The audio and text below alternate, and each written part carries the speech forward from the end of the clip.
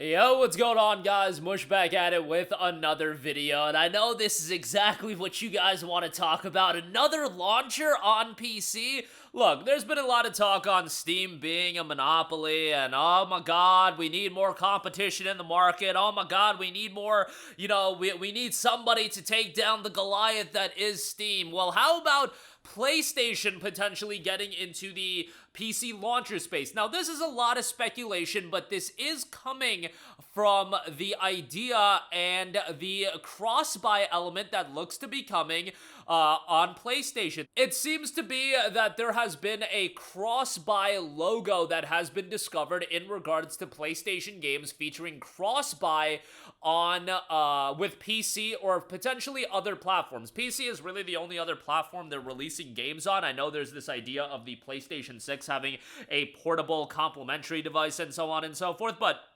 if cross-buy is being implemented anytime in the near future, it is going to be in regards to PC titles, and that has opened the idea of a potential PlayStation on PC launcher. And I very much see this coming to fruition for a wide variety of reasons. At the very least, I see this being a possibility. Now, would this necessarily mean that PlayStation games would get pulled from Steam? I don't think so, but I do foresee a couple of different avenues. Now, let's talk about it. Why would PlayStation launch a PC launcher? Well, we all know that Steam takes a pretty penny, that 30% cut. Every publisher under the sun wants to make their own launcher. They want to keep all the money, and the biggest publishers in the world have tried to pop off with their own launcher. The biggest publishers in the world have pulled their games from Steam. This includes publishers like EA, publishers like Bethesda, publishers like Activision, EA with games like Battlefield, Mass Effect, Dragon Age, publishers like Activision with Call of Duty, literally the biggest gaming franchise, potentially the biggest gaming franchise on the planet, got pulled from Steam for a while. That happened. And Ubisoft with Assassin's Creed, so on and so forth. Now, and Bethesda, Fallout 76 and, but Rage 2, you guys remember Rage 2 when that was a Bethesda store? The Bethesda launcher exclusive Rage 2, I believe that was like the first game oh my god, Rage 2 is an exclusive. Everybody get the Bethesda launcher because we gotta play Rage 2. Now, what do all of those publishers have in common? They pulled their games from Steam. Ladies and gentlemen, are their games still pulled from Steam? No, all of those games have ended up on Steam. They have come crawling back to Steam because that is the route that you have to go to sell your games. Now, why is PlayStation a little bit different? Well, PlayStation has an ecosystem that is already built, that being PlayStation 5.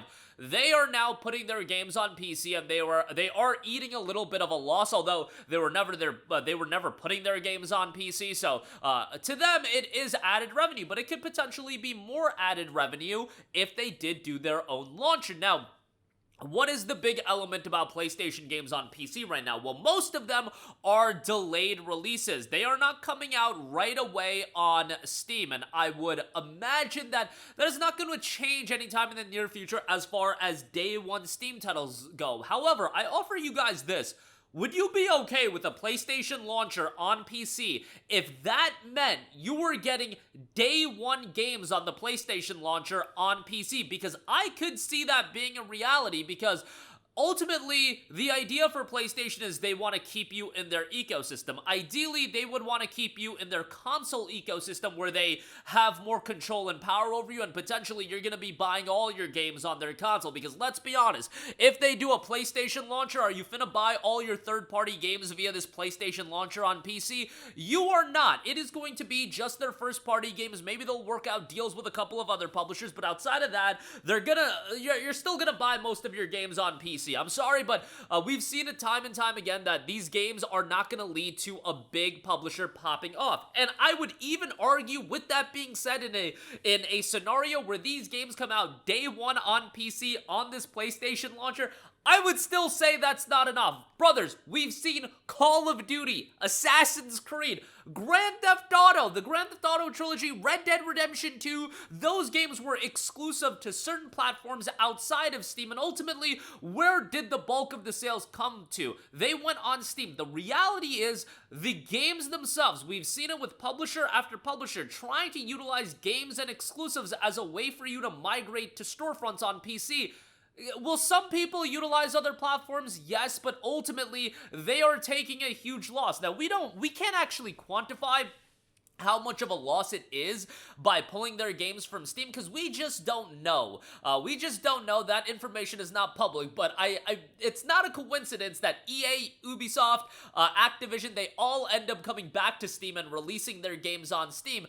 Ultimately, the idea of PlayStation games on PC day one, and that's total speculation, but that is one of the only ways I could see that happening. And then what I think it would happen is it would be cross-buy, and you would get the games on PlayStation, on this PlayStation PC launcher, and then I still think they would have a delayed release on PC. That is what I can see them doing as far as, okay, we'll give you day one games, but we want to get all of the revenue on that, and then ultimately, a year, 2 years down the line, we'll release it on Steam.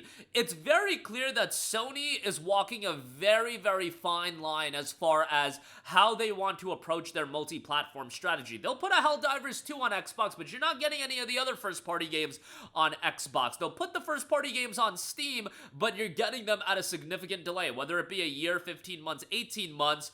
I think the only way you would get day one games on PC, at least in the immediate future, would be this idea of having their own launcher, but also that own launcher then offering you cross-buy, where if you buy it on PlayStation 5, you get it on PC as well. There's value in that, and ultimately, I could see that being an avenue to get people that are on PC over to PlayStation 5 as well, because you could buy these games theoretically on PC day one, but you would also be getting a copy on PlayStation 5. It's very similar with what Microsoft does with, if you buy a game, play anywhere or whatever, and you can play the game on PC and Xbox. But PlayStation ultimately is much more invested into that console business than Microsoft is at this stage of the game. And also, there's the speculation about Microsoft's next console being some sort of, console PC hybrid that can access other storefronts. Well, if that Xbox is going to be able to play games from other storefronts, I would imagine PlayStation would still want to release their games on PC, but they would want to keep 100% of the revenue. It's a lot of speculation at this stage of the game,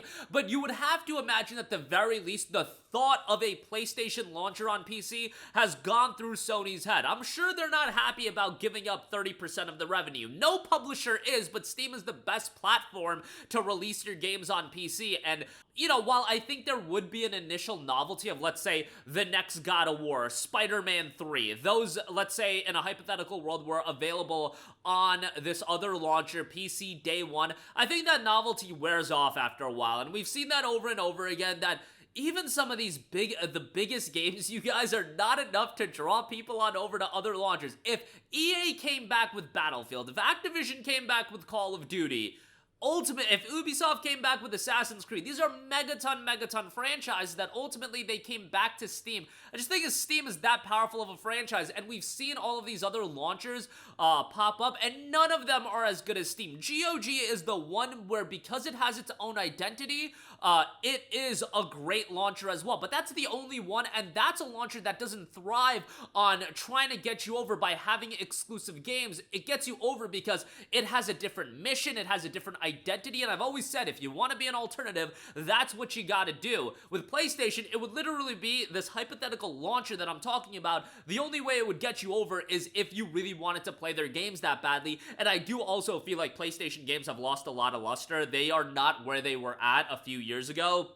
I just think they have a lot of work to do to establish that their games are worth that while. Like, I like Ghost of Yotei a lot, but I don't even think that game would be this huge, oh my god, people are going crazy that it's let's just say Yotei was available day one on PC. I don't think people would go that crazy over it. I think a lot of people on PC are just like, dude, there's a billion games to play. I can wait to play anything. I can wait for a game to go on sale, so on and so forth, where it does cause this, it does create this element of, yeah, you know, people will buy games day one if it's available on their platform of choice on Steam, but I think once you're asking them to go on over to a different platform, and PlayStation might view their IPs in a certain way, I just think reality would set in as far as how PC players would approach their IPs. Some would jump over, like God of War, Spider-Man, those would be big titles, but in this hypothetical idea of a launcher, I just don't think it would be a ton of people jumping on over. But I can totally see the rationale for PlayStation doing their own launcher. What I am curious about is you guys out there,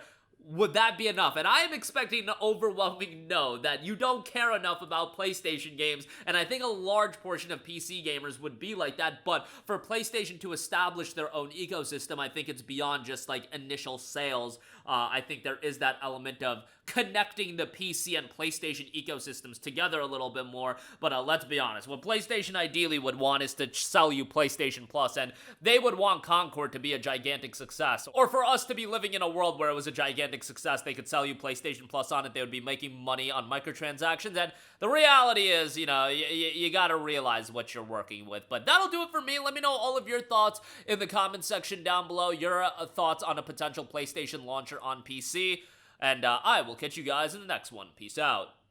Hey, what's going on, guys? Mush here again. Hope you enjoyed the video. As you guys might know, YouTube's notification system is sometimes a little bit wonky, even if you're subscribed to the channel. Maybe you're not abundantly aware that I uploaded a video. To remedy that situation, make sure you hit the bell notification button. This way, whenever I upload a new video, and I try to upload as consistently as possible, you will be notified directly of the upload, and you can watch it as soon as it goes live. I would really appreciate if you guys hit that button so you can stay up to date with all of the content I'm posting. But as always, guys, thanks for watching, and I'll catch you guys in the next one. Peace out.